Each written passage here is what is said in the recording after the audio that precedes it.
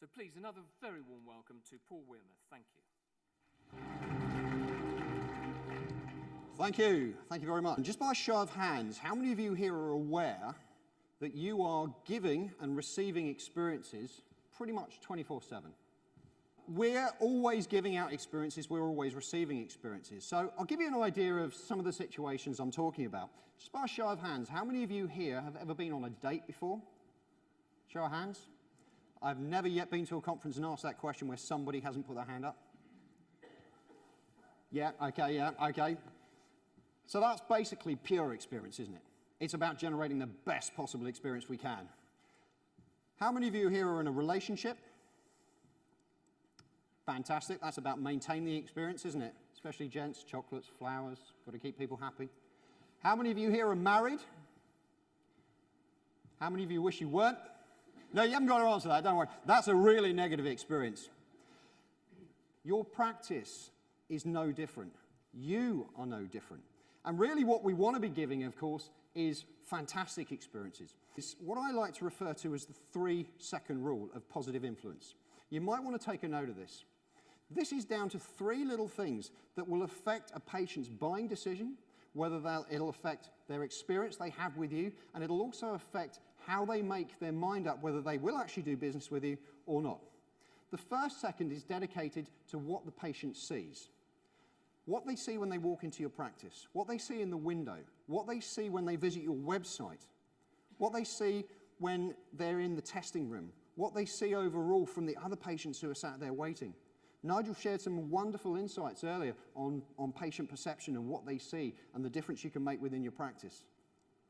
The next second is dedicated to what the client hears. Now this could be as basic as something as when you pick up the phone, the greeting, what they hear when they first speak to the optom, the receptionist, the DOs. We're always talking about experiences evolving, and experience run through your business, through your practice, from the moment they enter to every single person they meet. It's consistent. We're always giving new experiences. And then the final second is dedicated to what the customer feels. The energy, the passion, the emotion involved. We're a caring business, we're a caring practice, and we want that to come across. But it's all down to those 3 seconds, and within those 3 seconds, your patients make up their mind as to whether they're going to receive an amazing experience or whether they're going to receive an okay experience. It's knowing what really makes a difference to the experience. And these are things that I like to call BLTs. Now, they're not bacon, lettuce, and tomato, which does sound quite good as we're approaching lunchtime, of course. But BLTs, just make a note of that, and then I'll tell you what they actually stand for. BLTs are basic little things. These are the things that really make a difference, ladies and gentlemen.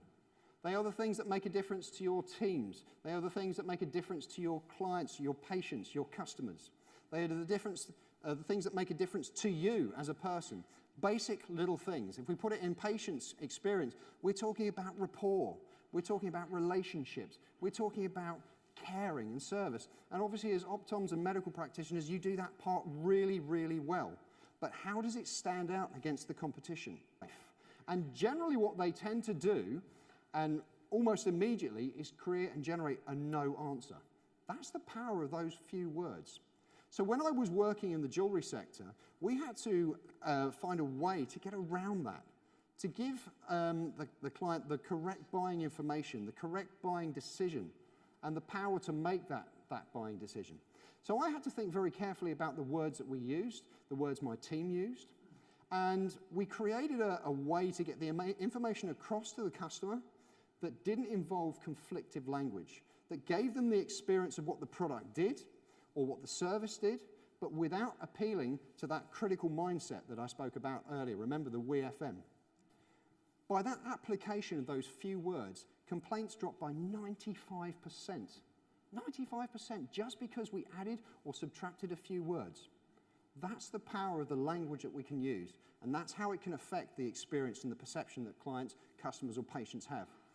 When you use names, first-hand or otherwise, make sure you spell them right and make sure you pronounce them right. Now, I'm not too worried about Wearmouth. I get lots of introductions and I get lots of people saying Wearmouth, big mouth, weird mouth, Wearmouth. I'm not really too worried about that because I'm used to it. But some people can be really defensive of their name. And you need to pay attention because I typed in their names. Gary and Brenda, and sent it through to the screen.